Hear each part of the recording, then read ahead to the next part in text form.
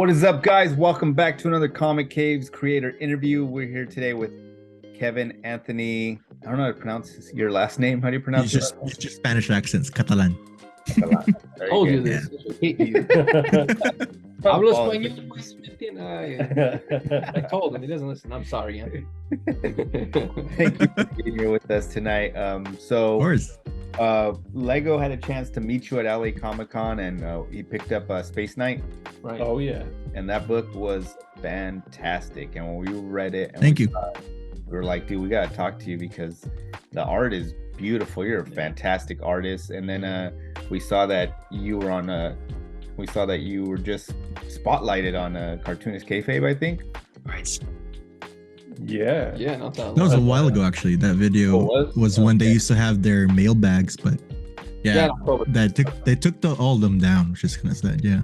Oh, they did. But I think Washington, they're back now. But yeah, that was a while ago. That was for the first book. That was the first printing of my book because I published it my own first, and then I sent them 3 copies. One for each of them. Even Tom Shirley, I think about him.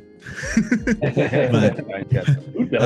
that was really cool because I made that book around the time when I was really involved with the Cartoonist Kayfabe Ringside Seats community and Facebook. So I'm still am, but not as much as the pandemic when everyone had that time in their hands. Yeah. Okay. Is Space Knights that spin out of the pandemic then, or is this something you've been working on a little bit? No, I've been working on it way before pandemic. So it's something that I've kind of come up with the fantasy aspect of it, like the knights and the lore and all that story stuff. It's something I've been working on since I would say like senior year of high school because I was really into Game of Thrones and Lord of the Rings. And then, when you get world building, you get really involved and then things get too big, but you're not really telling the story. You're just doing world building. And so in college, I couldn't draw what I was thinking, what I was trying to come up with. It was too advanced for my skills at that time. And I put it down somewhere. I was like, okay, I can't keep working on this. It's too big. I can't draw this stuff.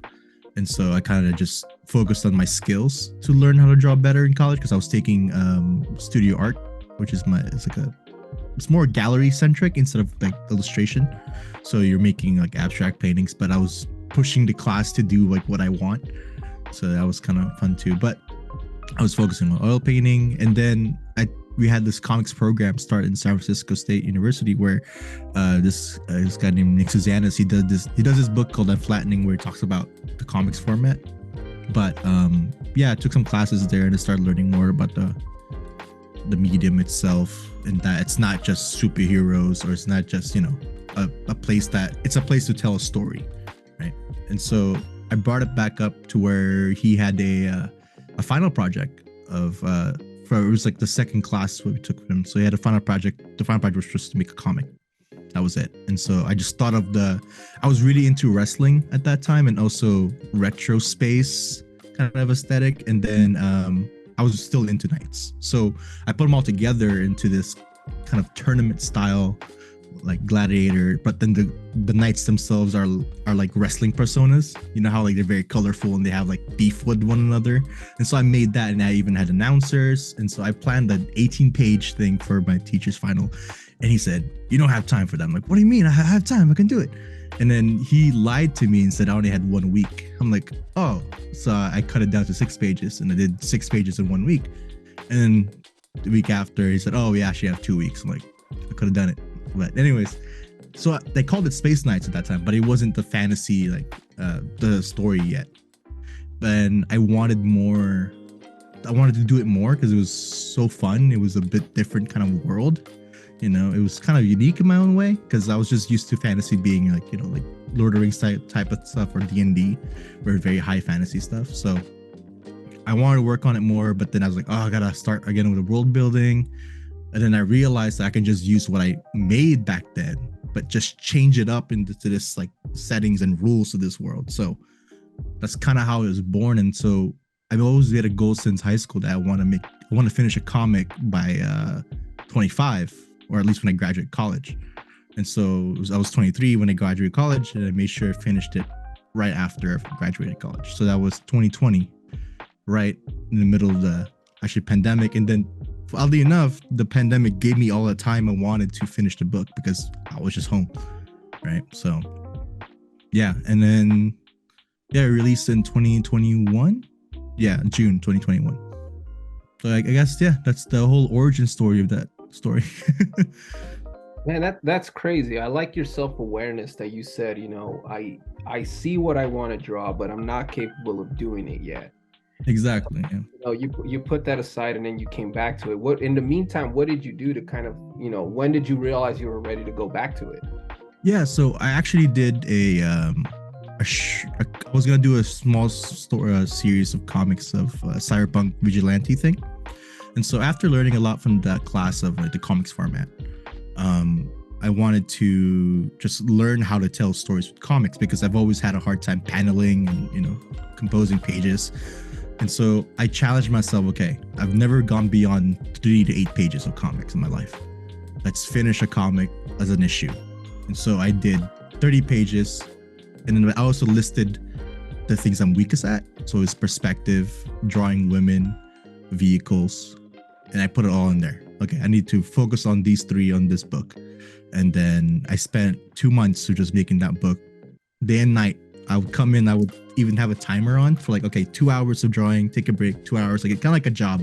I treat it like a job. And so it was my first time trying to prove to myself I can do this. And also if it's right for me as a career, right? Because I have to make sure that this is for me. And so, yeah. And then when I finished that 30-page comic, I didn't release it because I was like, the story sucks, but the drawing was there and I can do this. And so that's when I took off to do Space Knights because it was a bit more different than just approaching it like a exercise to get better at drawing or finish something, rather just have something that's fun, but it's also what I want to do with my life. And so it just became natural, and I still use my work ethic making Space Knights. So, and that's when I made from 30 pages to 120. So, I just keep working. But yeah. So a lot of improvements. 420 then on the next one, or?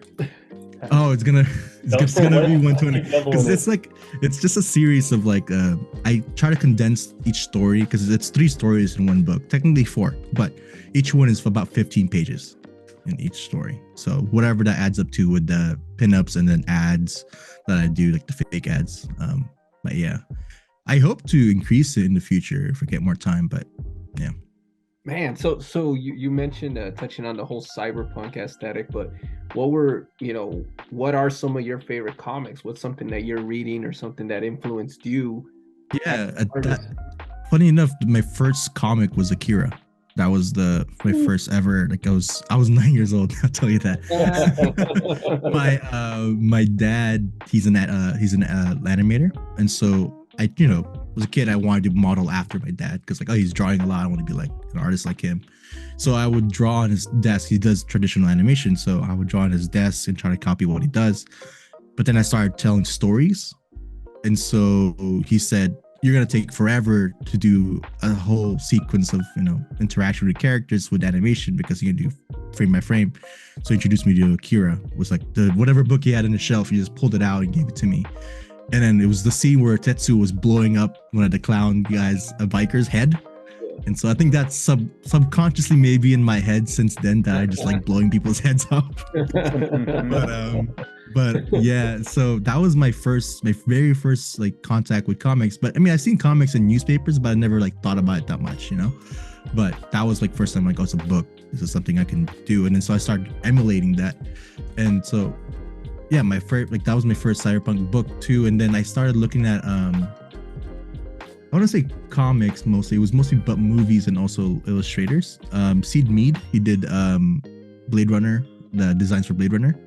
He did a lot of those and also Alien. And so I got really influenced by him in college. And of course I watched Blade Runner, and then I watched the Akira movie later on.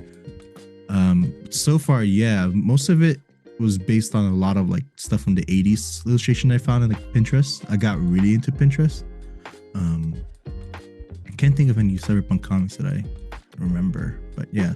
Were you finding inspiration from your teachers and students, or was it more of no?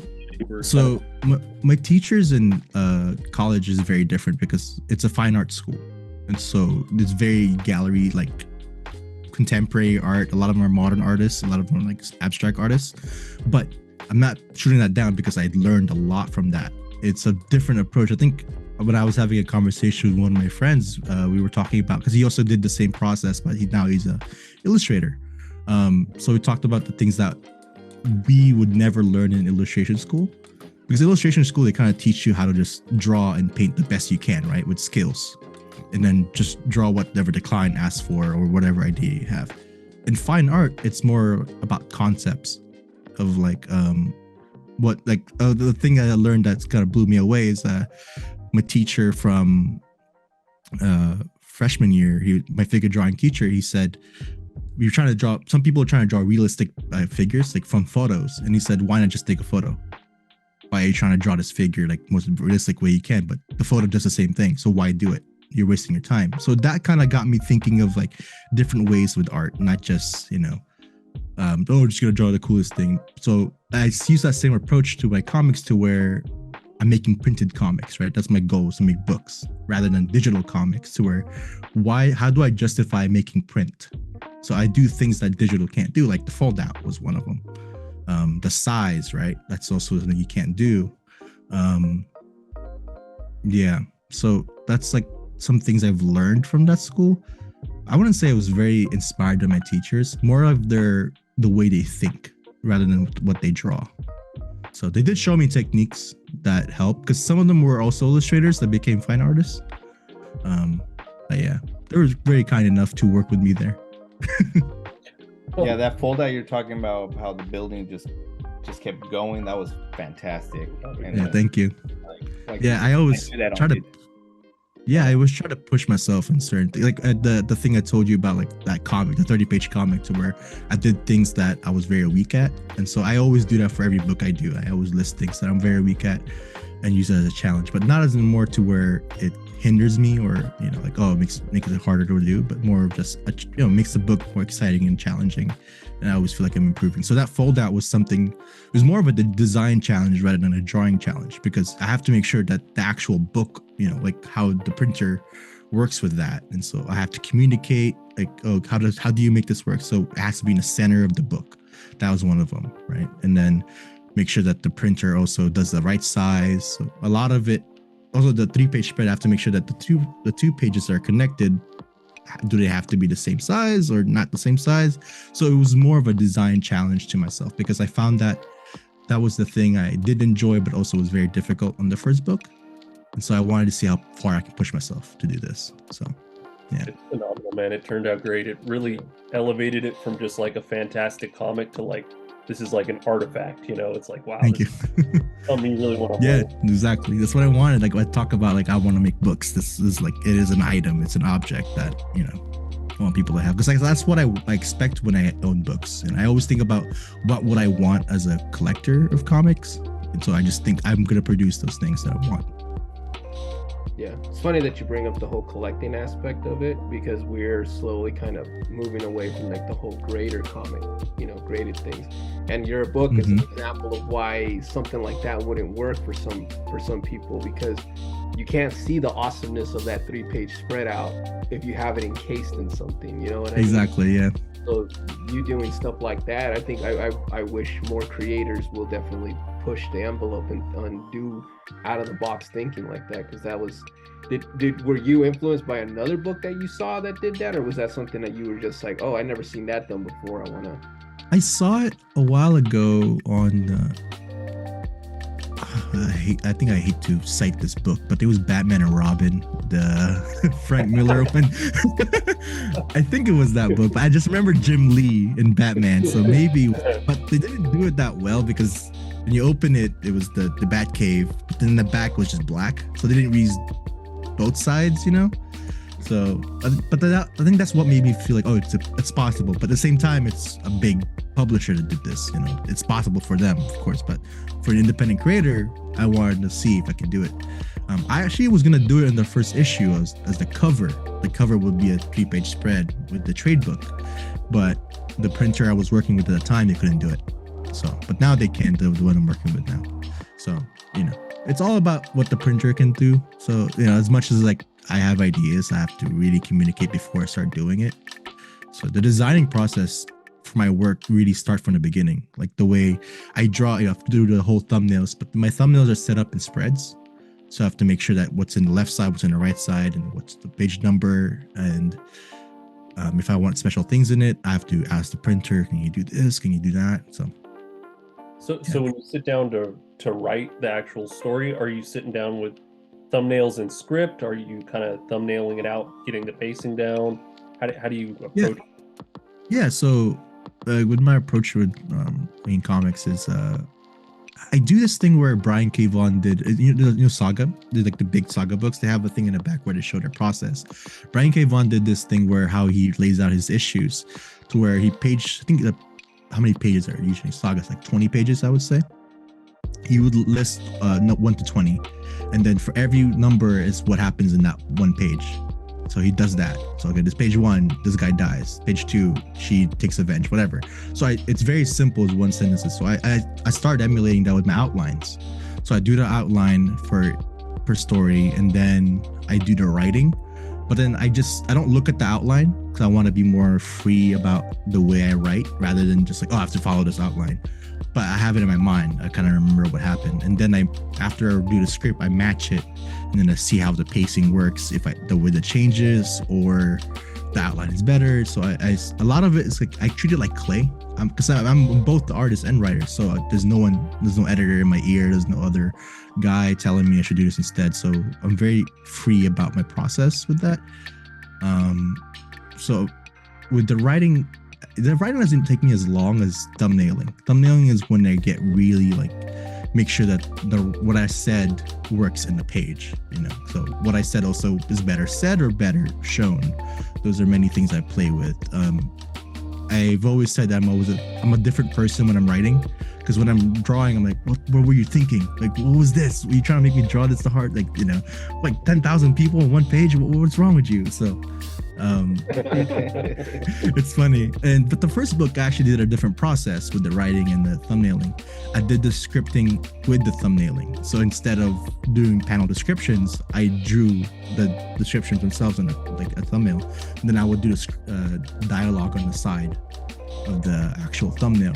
That's cool for if you're trying to save time, but I found myself, I was more focused on visuals rather than the story itself. So it did take a lot of stuff that I was kind of want to improve on in the first story. But now I went back to that kind of traditional way. So I separate the two and then I kind of connect it later on. But a lot of the changes, even when I start penciling, so my thumbnails will change even. As long as I have the structure and the core integrity from the writing. So the writing is really just the bedrock of it all. As long as it's there, any changes I make, it's not going to be too detrimental. Yeah. Yeah, it really shows through, because I feel like we see so much like built into the story, and a lot of it comes through visually. But yeah, I was just kind of curious if you're writing all that in and then drawing, but it sounds like very kind of energetic in the way you're approaching it. It is, yeah. A lot of the stuff, even the stuff in the background, it's like I don't put anything on the page unless it's important with the world, like it makes sense to the world. I do a lot of these things where I forgot what he called it. It was Scott McCloud. It was like moment to moment, where he shows just like little things of like the setting or the environment. So I do a lot of that stuff in my comics, to where I show a guy holding a sword close up or a piece of paper on the ground from the streets. And it adds that, instead of us like having a big drawing of a background, like, oh, you just look around, instead you focus on actual little things of the world. So I would put like posters of conscriptions of soldiers or drugs or political posters. So, but it adds the environment of like, oh, this is lived in. This is, people are here. Something is going on. But then you have this actual main story on top of that. So I really that stuff is done in pencils. I don't do that in thumbnails or writing. So I just, once I get to the pencils, I thought, okay, where are they in this world? Okay, so now this is how I decorate it, so yeah. Yeah, and that definitely came across, because just looking at one of the pages, and we remember from the book, I think we were discussing the whole like all the space debris you had around. You had the little ship floating through it, and we were just like, whoa. And I think we were even talking about like, how long do you think it took them to draw all those little rocks in there? We were joking, but it was like, So how long did it take? No, Usually- because, like not taking any shortcuts. Yeah, that's exactly what he said. He said this guy's not taking any shortcuts, but we felt that too. We were like, yeah, this guy's not actually just filling this page up with shit. Like he's actually including it to show you the, you know, how vast this world is. So that's what it sounds like. So I'm like, wow, everything you're telling us, you can definitely see on the pages, and that's just that proves it's a labor of love right there. Because Thank you. yeah, man, we're really impressed. It was really dope. So you're talking about just doing all the writing and everything. It's like, have you considered or have you worked with writers, or is this something Yeah. that just like? Yeah, so I started with half of last year. I've been working with a couple people, and so I've kind of worked in college with a bunch of my friends that would try to write something. So that was something that I already knew how to translate some, you know, like with words to like the way I think, but it's very different because it's someone else's idea. So I have to make sure that I get what they want. You know, they are my client and then they're paying me. So that's something that I always take very seriously in my stuff. So I always do like character designs. So that's something that's very something I like doing it sometimes, but I don't like doing it too much because it gets boring. You know, it takes away that freedom that I talked about of like the fluidity of the designs. But with client work, I have to. So with writers, I try to give them some pointers on how I like to read my scripts, because sometimes they write the way they want to. Usually, some of them are screenwriters, so they've never really done comic scripting before. So I've always told them, like, just describe the image like a pause, like image. Like when you're watching a movie, pause it, describe that frame. Don't describe an action, because an action can be 4 or 5 panels, right? So that's something that I always look for from my writers. That's something I don't think has been challenging, but so far I've been doing a good job with it. I can't really talk about who I'm working with because some of them are the NDA stuff, but so far they've been like the guys that I wanted to work with. So like their IP and their stuff that they want. A lot of it's space stuff, so that's already a plus for me. Like, yes, please. Yeah. So yeah. So you saying you're a fan of wrestling? Are we gonna expect a wrestling comic coming from you ever? No, because I would say that You can't talk about it. no, not yet. No, I want to. I think it's like I want, if when it comes to that, I want someone that knows more about it. Because I just grew up with like 2000s wrestling, but in college I started watching just a little bit of like old, you know, like Randy Man Savage, like compilation stuff, and then that interviews they had. So I was just really into that kind of culture. But if I were to do a wrestling comic, I would want to work with someone that knows the material, you know, like that knows history of wrestling a lot more, like someone that knows comics history, but wrestling. I want that person. So, and I just want to draw that. But yeah, I mean, I love the colorful outfits, but also like, Daniel Warren Johnson has a wrestling comic, so now I have to compete with that if I gotta do that. Beautiful. So That's gonna be a tough one to beat too, man. That thing I is... know. So I'm like, maybe we'll wait it out for like 5 years and we'll come back to it. No, I'll be a better artist too. So There's been quite a few. There was also Hell is a Square Circle. That was from Crimson Cage. Crimson. That was also Crimson Cage. So there's some others out there in case you wanted to read. yeah, there was one. I forgot his name. It was Lucha something, but it's like the cover is just a luchador. It's green and purple. Yeah. That was one of the ones I saw. I think you guys know this too, but that one, that's one of the first indie wrestling comics I found. But yeah. Other than that, I do want to make one someday. So far, I'm disguising my knights as wrestlers, so that's what I'm doing. That No one's gonna explains notice. the cape and. How do you get hooked up with the Cosmic Lion guys? Is that spun out of the kayfabe type stuff? Community? Yeah. So with Eli's the publisher of it. He's also the admin of the kayfabe community, and so I wasn't involved, I would say, during pandemic because I was so busy just drawing. I was just on my own, but I was, just chatting with people in the actual group. But they had like a close like connection where they would do Zoom calls every week, kind of thing. But I've always watched on the side, and they kind of knew who I was. And it was, I think it's was last year, yeah, exactly last year. It was a symposium thing that Eli holds where he does he questions guests. So he would have a special guest, and that was Jim Rugg at that time. And I had to go because I want to check it out and ask him questions. And he introduced me, and then he asked me like, "Oh, when's the next Space Nights coming out?" The zine that I made, the black and white. I was still working on it, and I told him like, "Oh, it's gonna come out this time, but I have a hard time with funding, whatever." And then it's like, "Oh, if you ever need help, let me know." He runs Cosmic Klein, but I didn't know he publishes comics. I really didn't. I just thought like, oh, what do you mean by help? And I waited till August because I wanted to see if I can do it myself still. So that was January, the actual symposium. So I waited till August, and then I realized, okay, what he says always been in my head since then. So I contacted him. I said, "What do you mean by help?" And he's like, "Oh, let's just do a Zoom call." He didn't tell me anything yet. And then it was a Zoom call. And he's like, "Oh, what kind of?" He asked me first, "What kind of help do I need?" Like, "I just want these printed. That's all I want." And then he's like, "Oh yeah, I can publish it for you." He's like, "What do you mean publish?" "Yeah, I'll publish books." So I was like, "Oh," and so it was kind of a weird situation where I didn't know what I was gonna get, but then it was surprisingly good. And so yeah, that's all he does. He prints my comics. He pays for all of it, and then. But now we're becoming more, I wouldn't say partners because he runs his own publishing house for everything else, but I kind of tag along with him and try to learn from him too, because I do want to do this in the future, or at least grow with him, because we're both small. And so it's nice, instead of me working with a big publisher, being just a cog in the machine, something, but he actually cares about me and he cares what I do and checks up on me. And so yeah, that's how we got started. And it's pretty fast too, because it was August and then we made the books in October. We finished the books in October, but didn't release until December because of the printing thing that had the delays. And then we were at LACon at December. So it's nice to have the books finished because he didn't have to worry about, anything about me making deadlines or anything. But yeah, pretty simple, like entrance to that.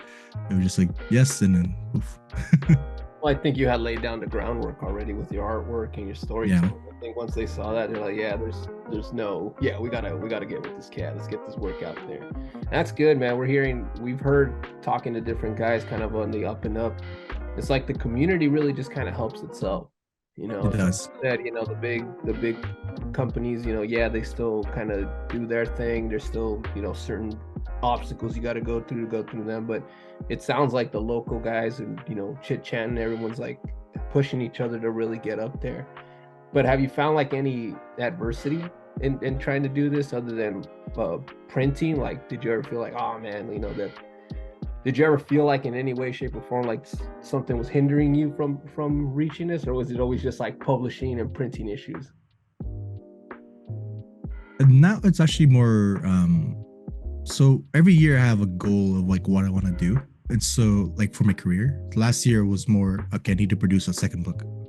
That was it. So that's easy and done. And then of course get a publisher was one of them.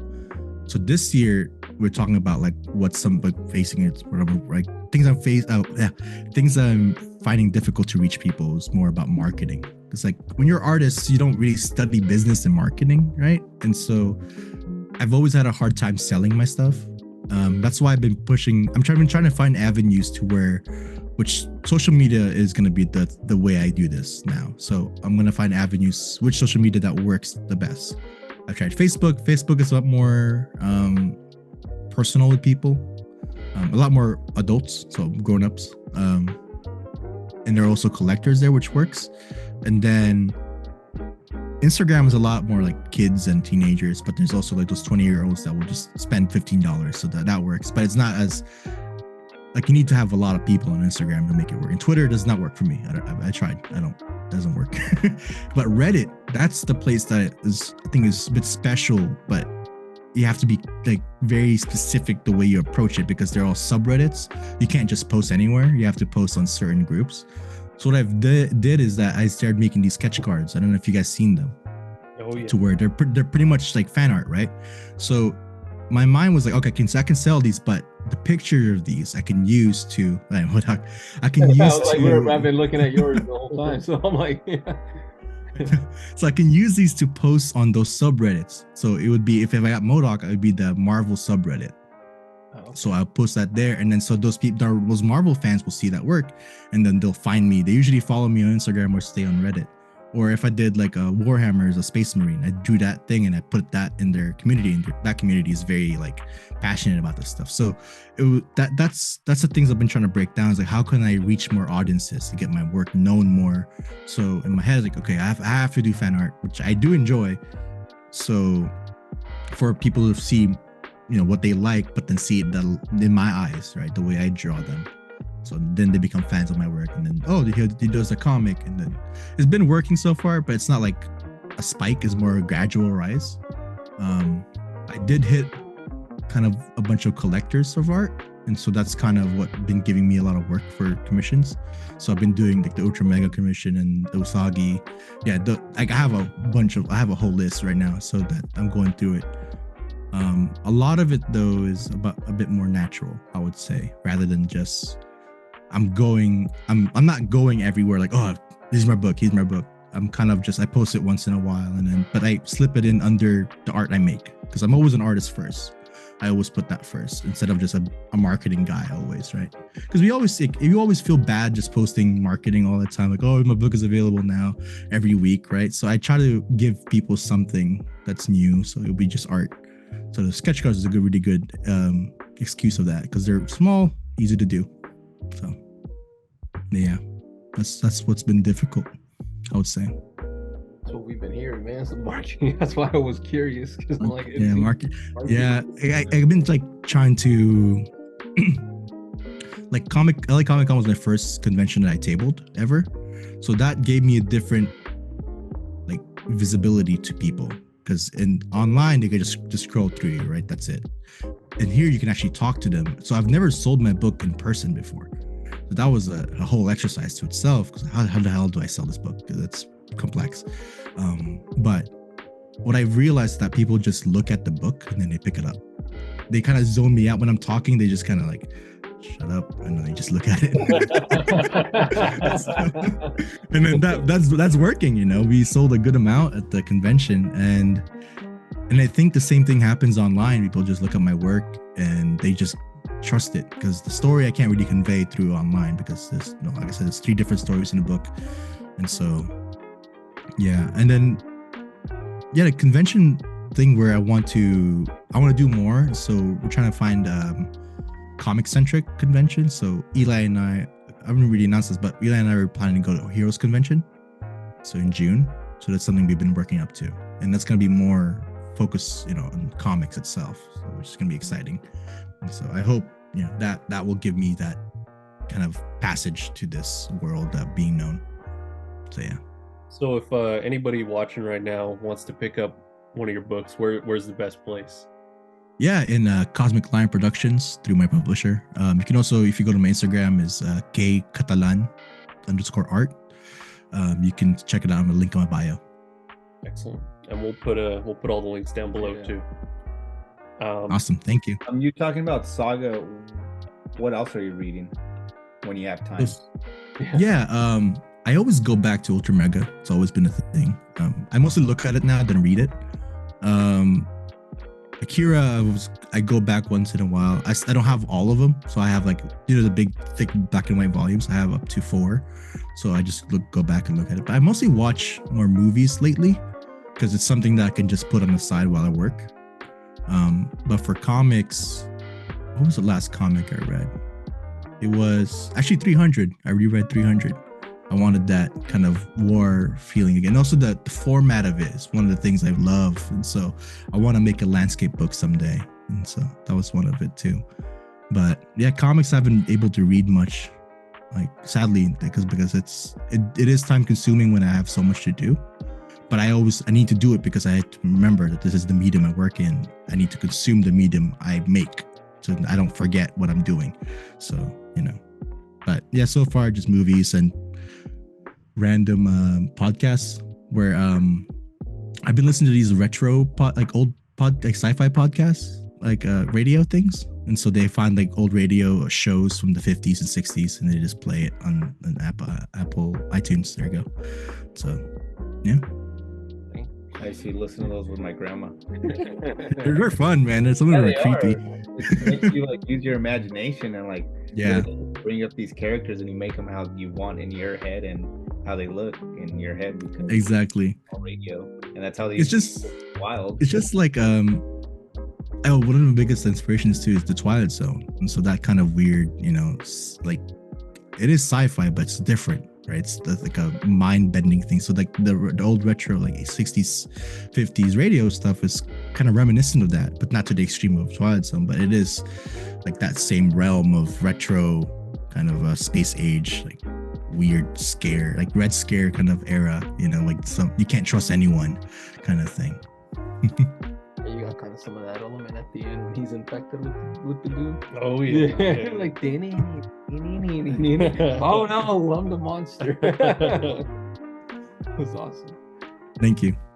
Nice. Are you NorCal based?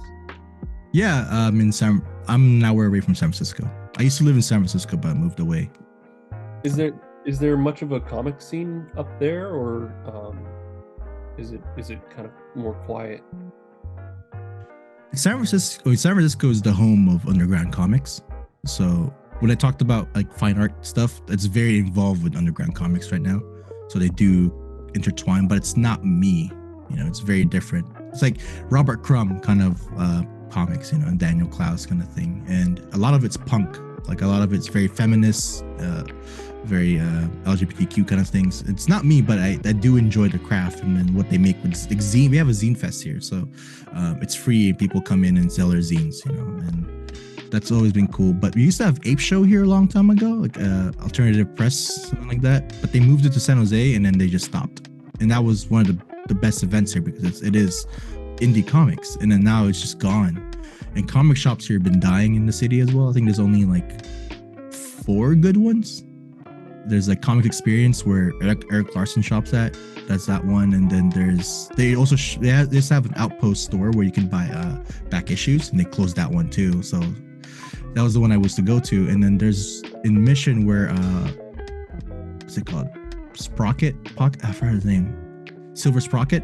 They're a big indie publisher and also a shop in the Mission District in San Francisco. And they also have this other comic shop there too. But it's not you would expect like in LA, so you have a lot more shops with options in there. That's what I experienced when I went to LA.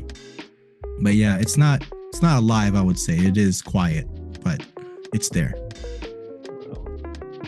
Yeah, we're pretty blessed to be where we are. We got a million comic options. I know. Eli's been my friends and I have always been telling me like, just come down here, man. Just come down here. I'm like, it's gonna be so expensive.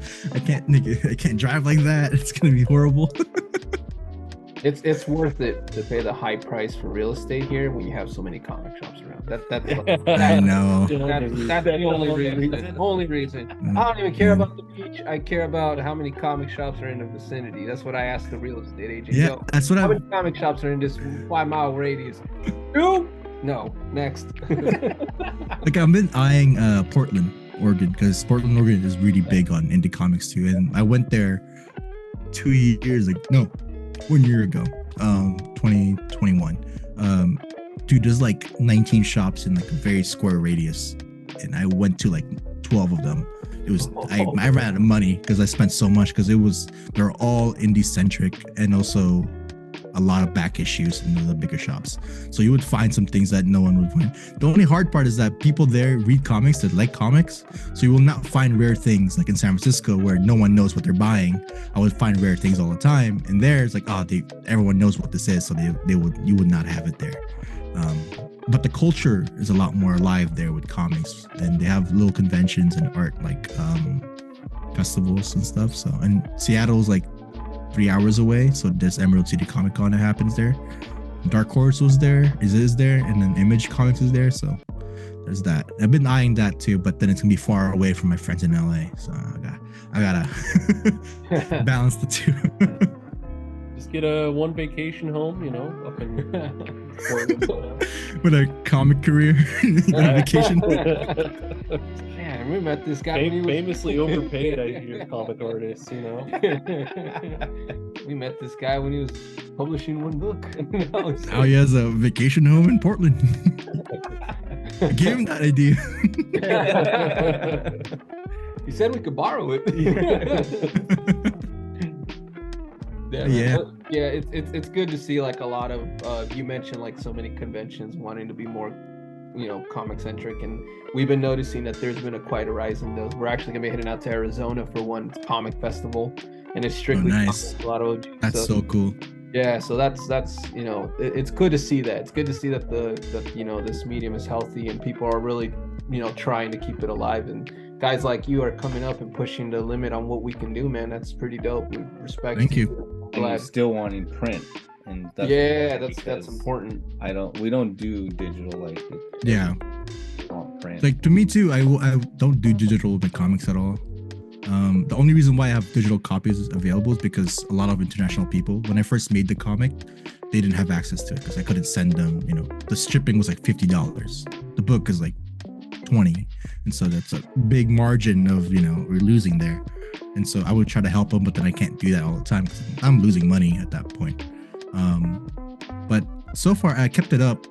What's been helping too is kind of a preview for people that they're not sure to buy the print, because I just sell the digital for like $4. And so the colored one, not the zine. But what I've noticed though, people after they buy the digital, they buy the print after. So that's a good sign, you know. So they spent more than what they would have done if they just bought the print. So that's always nice too. Beautiful. Yeah. That's you tapped on something there. That's marketing. Yeah. You figuring out. Because I think they start realizing, oh, it's a book for print. Because when you see in digital, it's like, oh, this is a book made for print. That's why I did so much spreads in my books, because spreads just look so much better in print. Maybe I'm too obsessed with spreads. I would say that. But yeah, like, oh, you asked how long I take on that rock stuff earlier. I spreads take me about a day and a half. Like they don't take me that long because I like doing them so much. I get consumed. Pages, on the other hand, a single page would take me a day and a half as well, even though it's a bit less than the spread page. Well, that makes sense. Planning, laying it out, really getting the details. Yeah, man. But yeah, keep doing those spreads. We're all big fans of them. So thank you. Pretty cool, dude. We thank you so very much for, of course, taking the time to talk with us. And well, like we said, we'll put links below for all your info and make sure more people get this book in their hands, because it's fantastic, and your art is chef's kiss, man. Thank you. The way you're pushing to improve, how you like constantly push yourself and you do that. That's just like that's dedication, and that's you just sharpening that sword each time. So kudos. Yeah, and then real quick, we'll edit this in somehow. But I was just curious. This whole when you say that every time that you sit down to do something, you write down what you're bad at, and then you try to focus in on that. Is that something you started doing on your own? Did somebody else influence you to do that, or how did you? No, it's on my own because I played sports in high school. I played football. So if you guys, I don't know if you guys played any sports, but football, my coach was very hard on us. And so when I was a freshman in high school, I was very skinny, chubby in the stomach. And then I was going against these varsity players that are just freaking big, you know? And so a lot of that kind of improvement of like seeing what I'm bad at came from that sport, to where, okay, I'm very weak at, you know, like challenging these varsity players. What do I need to do? I need to bulk up. I need to work out. I need to find the things that I do to get better, to get to my goals. So I implemented that same kind of mindset into my art. So in high school and senior year, before I went to college, is that, okay, I spent too much time on sports. I need to get back to drawing again. What can I do to get better? Instead of working out, I'm working out my skills to draw. And so my days of when I finished my fourth year and playing football, it was the winter. So every morning I used to go for a jog or work out. But now I'm drawing. So I bought a bunch of anatomy books. So at that time I was really bad in anatomy, so I would do that. So now I'm keeping the same energy, keeping the same mentality of improvement, finding the things I'm weak at, just like listing them out. I always look at myself. I don't look at it to where, oh, I'm horrible at this, I can't draw that, so I'll never do that again. It's like the only way to improve is just to draw it, just tough it out, right? And it's always a thing where I think people always think about when they try to draw drawing, like they try to draw things that they're not good at, they think they have to share it all the time. You don't. It's in your sketchbook. Your sketchbook you don't share. You can just keep it on your own. It's for you to explore. So I do that a lot. Like I have so much drawings here, I will never show people because they're just ideas, they're just exercises, the way I improve. But I look at them a lot myself, like, oh, I got better at this by doing that. So it is uncomfortable, but it works, because when you start seeing the improvements later on, you know, that's a thing. Like another one in the first issue, I was really terrible at drawing horses, and my dad was great at drawing horses, so I had a very big, like, you know, bar to reach. And so before I did, there's a spread in the first issue where it's just a cavalry charge of these like cyber horses, whatever they're called. Before I did that spread, I stopped the whole production of the comic because I wanted to make sure I draw horses right. I spent 3 weeks learning how to draw horses. And so I just did horse sketches, horse drawings, anatomies. I even bought a horse model. It's here, but I have a horse model I got from Japan. So I get really obsessive with like trying to get things. And so, but now I draw horses essentially whatever I can because I love drawing horses. But you know, that's my approach to improvement. It's always fun too because it allows me to see my goals for the book instead of just making a book, you know? Yeah. Right on. Damn, man. Well, we got to get those sketchbooks out one day. I'm gonna burn them so no one will see. Nah, it's kidding. Nah, they're too precious to me. They have a lot. Yeah, someday I'll crank it out. That's how you get the second vacation home, man. sell those sketchbooks. Man, I'm running out of money. Yeah, I'll get the sketchbooks out. Now I'll get it. Oh, you'd be a good agent, man. 10% right here. 10%. Nah, I forgot already. We talking about it. It was my idea. Oh man. Well, thank you so very much. Of course, thank you. This was fun. It's exciting, and again, we'll send you a copy once it's complete. Again, thank you, Kevin. And yeah, we'll keep stalking your pages, man. See what else is coming up next, and we'll definitely pick it up. Yeah, I got the second issue coming up, so that's what I've been working on a lot. So, very exciting. Go for it. Oh, I was gonna say, is there a projected timeline on that? We're aiming at April, but most likely in June. Because since we have Heroes Con in June, we're just going to do the same thing we did in LA Con, where we premiere in person. And then, we'll release it on digital. Well, not digital, through online. So, yeah.